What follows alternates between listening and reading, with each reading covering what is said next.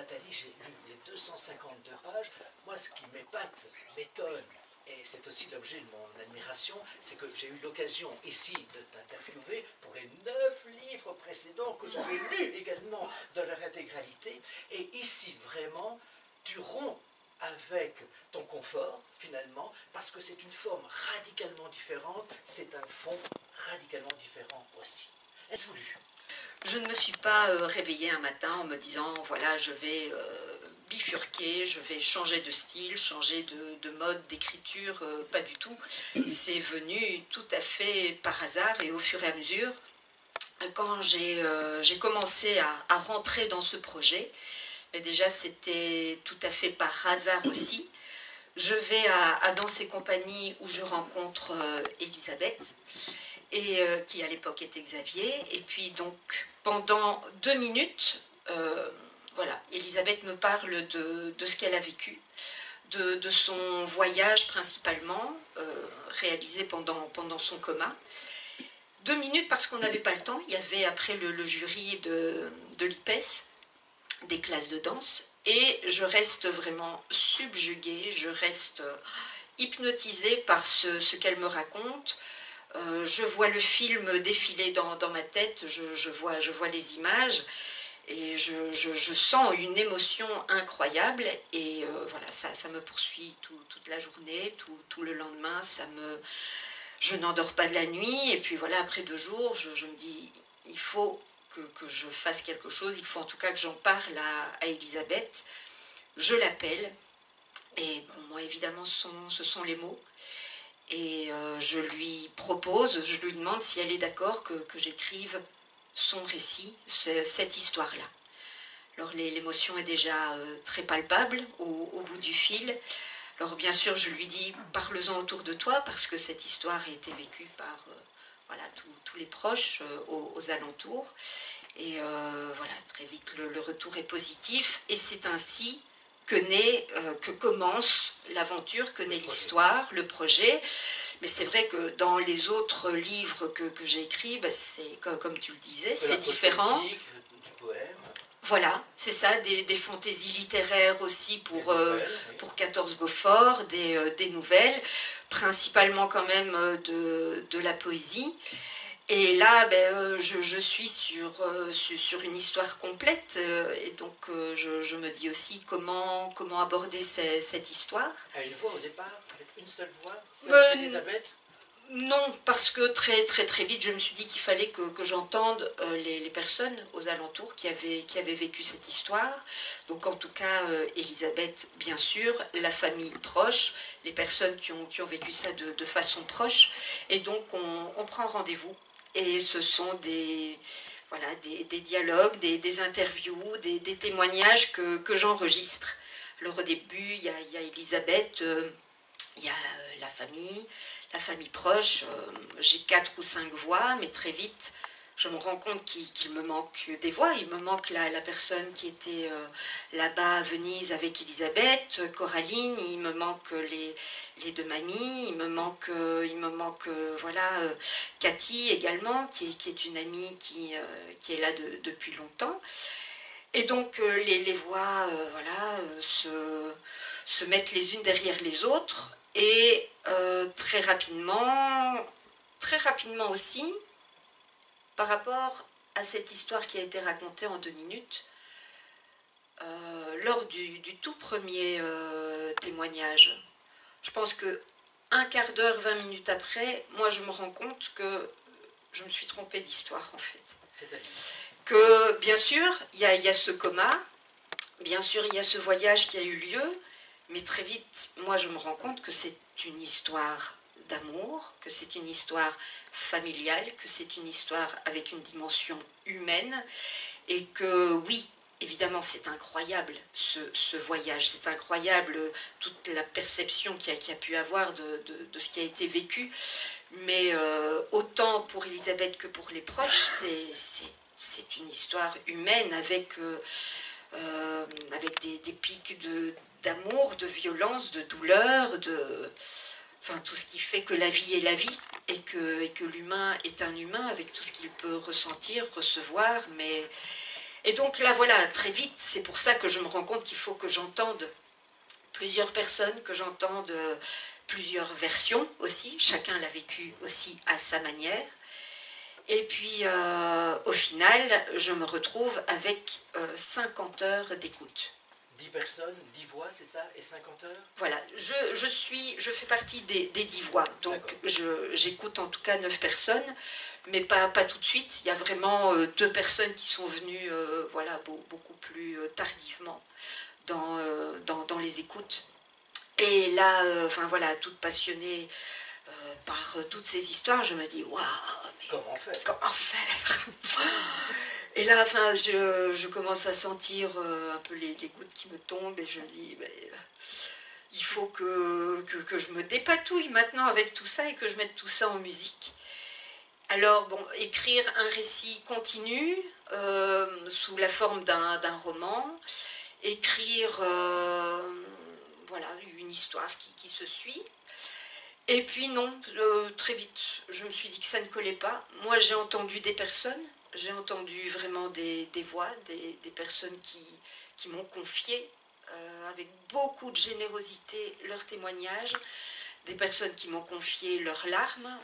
On ne confie pas ses larmes non plus facilement à n'importe qui. Enfin, tout ça, ce sont des cadeaux quand même énormes, avec beaucoup de bienveillance et d'amour, mais bon voilà, j'ai reçu beaucoup, et donc je me dois de respecter ces voix et de leur donner une part entière à chacune.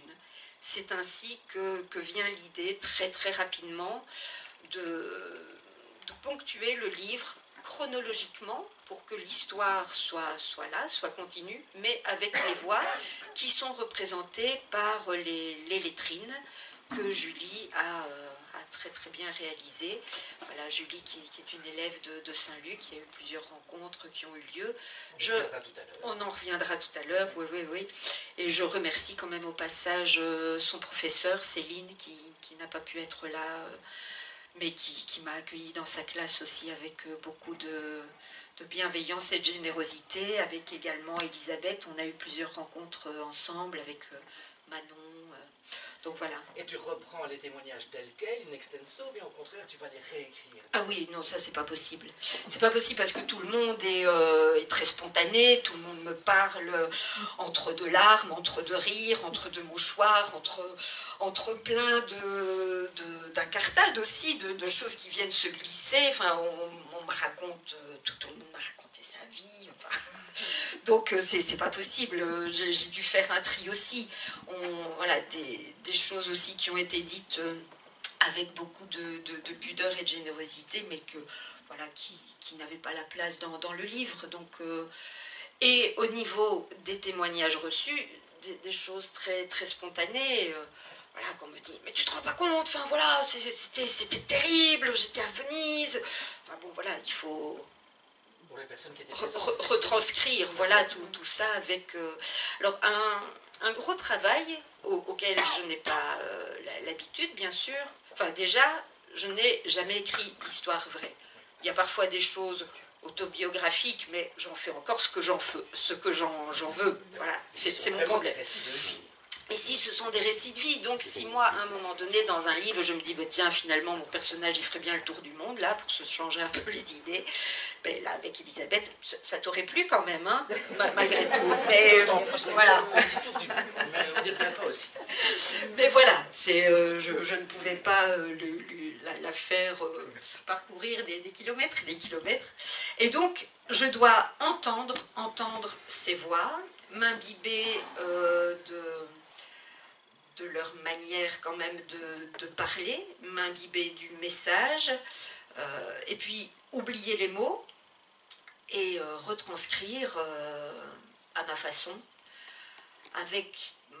il y a certaines parties qui sont quand même fort imbibées de poésie, parce que enfin, voilà, c'est un peu ma façon d'être. Avec la difficulté aussi de sortir de la poésie, parce que quand j'écris de la poésie, je peux faire une pause 2 semaines sur un mot qui me pose problème. Avec 250 pages, ça n'est pas possible. Voilà. Et après, tu as dû rencontrer toutes ces personnes Oui. pour leur soumettre justement ton texte. Et Oui, voir oui, les oui. réactions, je suppose. Très important, parce que voilà, déjà moi, là c'était un travail avec de l'humain, donc je me devais de respecter leurs paroles, même si c'était avec mes mots. Donc il y a eu plusieurs lectures qui ont eu lieu à la maison, où j'ai convié tout le monde. Difficile, c'était difficile. Oui, oui, mais la première, ouh, on était tous dans nos petits souliers. Et puis je les voyais arriver derrière la fenêtre, enfin, c'est à petits pas, et moi-même aussi. Eux tous ne savaient pas de quelle manière j'avais mis leurs mots en musique, de quelle façon le récit allait s'articuler. Et moi, d'un autre côté, je savais éperdument bien que chacun d'eux allait apprendre des choses qu'ils ne savaient pas. Et bon, voilà, c'est quand même une charge, une petite tension, une responsabilité. Bon, pas de grands secrets de famille, hein, mais voilà, chacun avait évidemment sa version et sa manière de dire les choses, sa façon de dire les choses. Et puis moi, je voulais aussi avoir un retour précis, qu'on me dise, ben non, attention, là c'était plutôt le 23, c'était avant que voilà, qu'un tel ne parte ou ne revienne, ou alors, ah non, non, non, là c'est moi qui l'avais dit ça. Donc voilà, mais c'est vrai qu'à un moment donné, moi je recevais plusieurs histoires racontées de la même manière, que je ne pouvais pas raconter 5 ou 6 fois. Et on attache de l'importance à ses propres paroles, bien sûr. Bien sûr. Et donc à un moment donné, je me disais, bon ben là c'est voilà, c'est Manon qui va le dire. Et puis voilà, et puis c'est Daniel qui me disait, ah non, non, non, là c'est moi, hein, c'est moi qui l'a dit.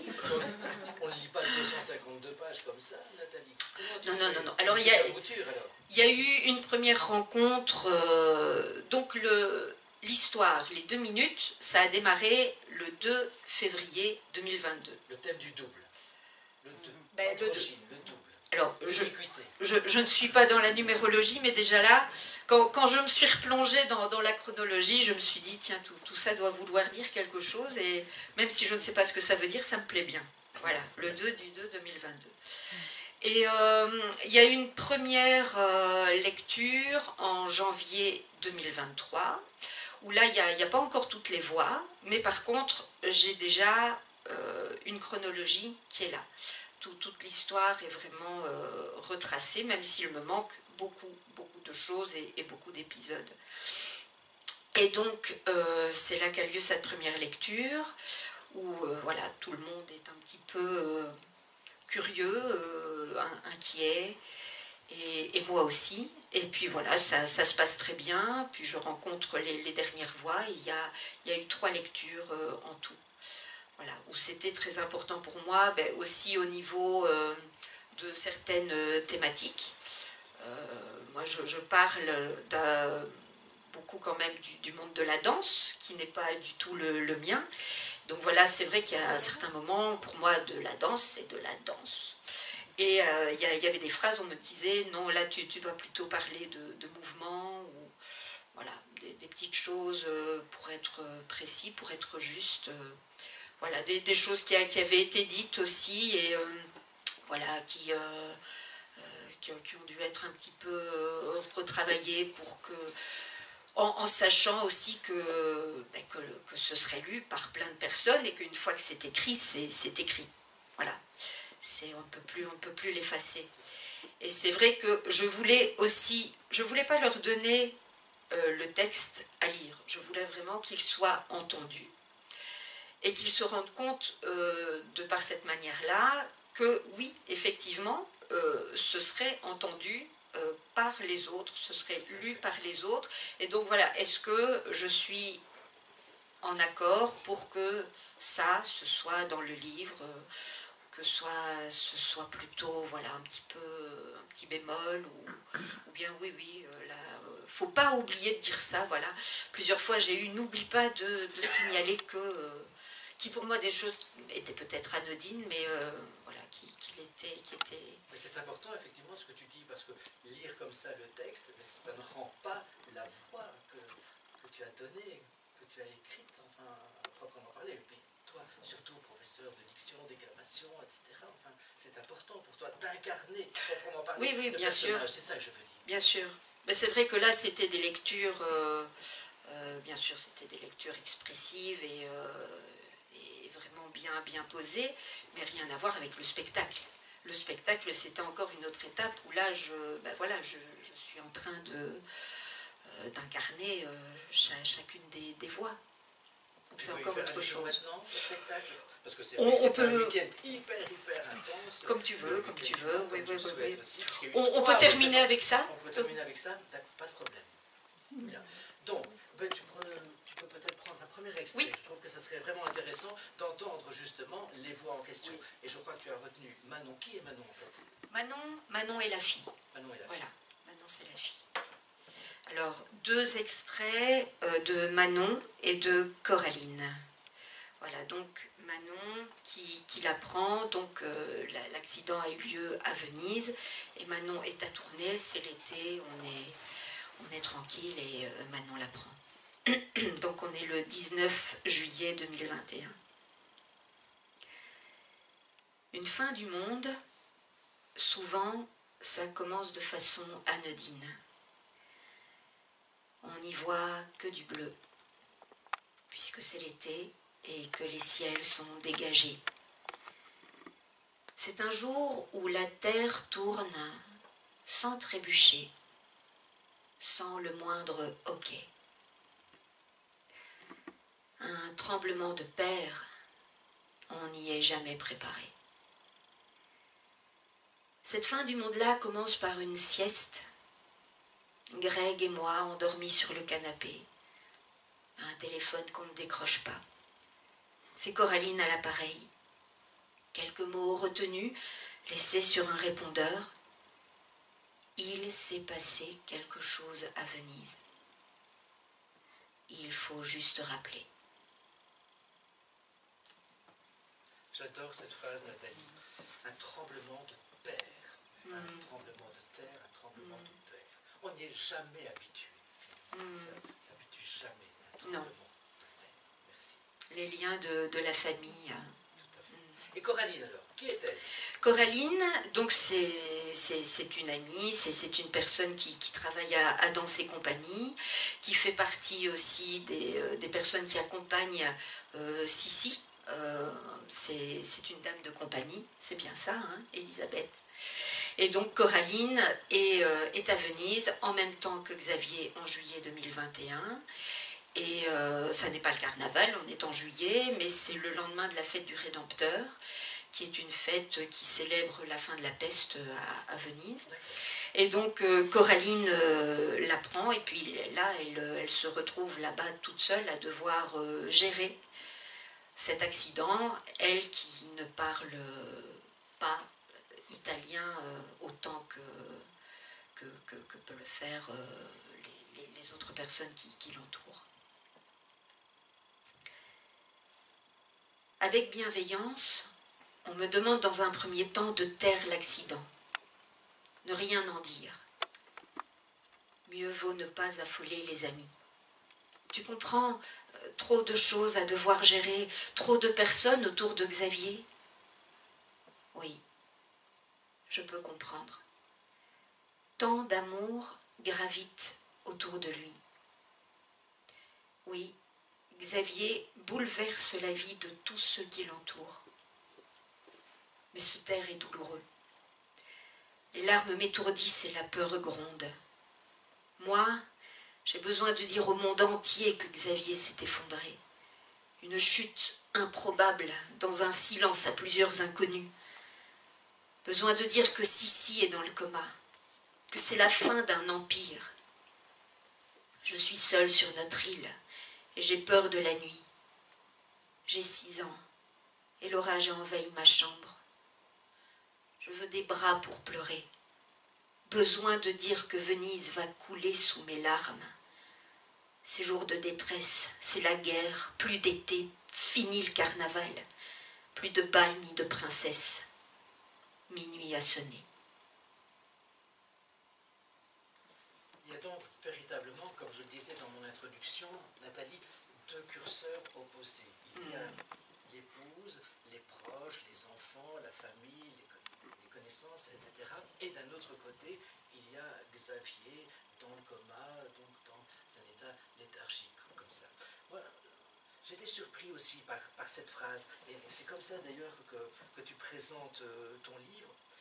Il y aura d'ailleurs au terme, lors du réveil, ce décalage, cette distorsion finalement entre le soulagement de l'épouse, des enfants, des proches, justement, et d'un autre côté, l'attitude de Xavier lui-même. Tu dis exactement ceci, à son réveil, c'est la fin du calvaire pour ceux qui l'entourent, mais pour Xavier commence le sien. Le mot est fort, Nathalie. Le calvaire commence, le chemin de croix commence alors pour Xavier. Oui, et alors je vois les choses encore autrement maintenant. Je dis c'est la fin du calvaire pour les proches, mais je dirais plutôt c'est la fin d'un calvaire pour les proches, parce qu'il y en a un autre qui va être là après. Toute la reconstruction, toute l'incompréhension, toute la recherche de connexion de l'un à l'autre. Et c'est vrai que pendant le coma, Elisabeth a vécu simplement. Elle a vécu des choses même incroyables, mais qui en même temps ne sont pas surprenantes parce qu'il y a eu des créations, ce qui est dans son habitude. Il y a eu des voyages, ce qui est dans son habitude. Il y a des proches qui ont été rencontrés. Donc la vie continue. Et tout est normal et voilà, il y a, avec des lieux où c'est normal qu'elle se trouve, à Venise, à Genève, voilà. Bon, d'autres espaces. D'autres espaces, d'autres temps. On a quand même pris le train à vapeur, hein et la calèche. Voilà, donc on est quand même un peu en plein 19e, ce qui n'est pas surprenant non plus, avec ton univers. Donc, quand Elisabeth se réveille, voilà, elle a juste fermé les yeux, et là, elle les ouvre, et la vie continue, et donc c'est la fin d'un calvaire. Elle le dira certainement tout à l'heure, je n'ai pas lutté, moi, pour la vie. Oui. Tout le monde croit que j'ai lutté pour survivre, mais moi, je n'ai pas lutté. Enfin, Elisabeth s'exprimera à ce sujet par la suite, mais c'est exactement ça. Oui, oui. Ça n'a pas été un chemin de croix. Oui. Alors, c'est certain que au réveil, évidemment, les proches sont soulagés, il est vivant, tout va bien, c'est la fin de ce calvaire-là. Mais petit à petit, voilà, tout le monde va se rendre compte que oui, les curseurs sont à l'opposé les uns des autres. Et il y a de la tristesse, il y a de la douleur, il y a de l'incompréhension, il y a toute une reconstruction qui doit se faire et qui est toujours en cours. Donc voilà, c'est... mais moi qui ai pu prendre les témoignages des uns des autres et qui les vois encore évoluer maintenant, enfin, je trouve que c'est tellement une belle histoire d'amour et avec tellement de patience les uns envers les autres et de compréhension et de patience, oui, et d'espoir. C'est un livre d'espoir aussi.